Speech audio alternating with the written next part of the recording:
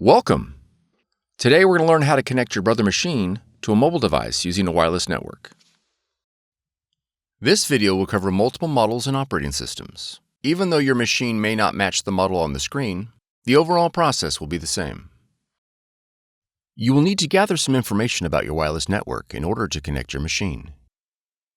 You will need to know the SSID or network name of your router or access point. And you'll need to know your network key or password. The default settings for your router or access point can be found on the equipment label. If your SSID or network key contains both uppercase and lowercase letters, be sure to record them, as both of these credentials are case sensitive.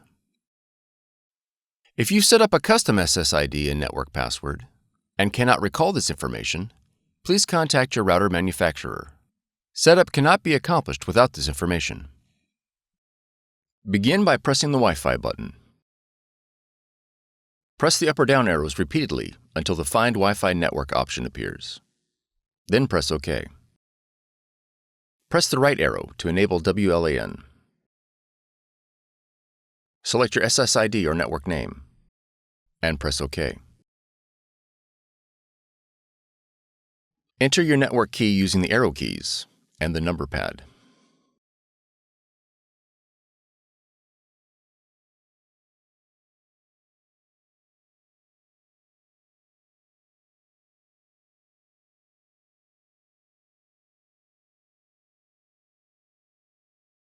Press OK after each digit is selected.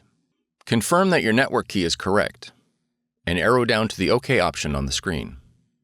Then press OK.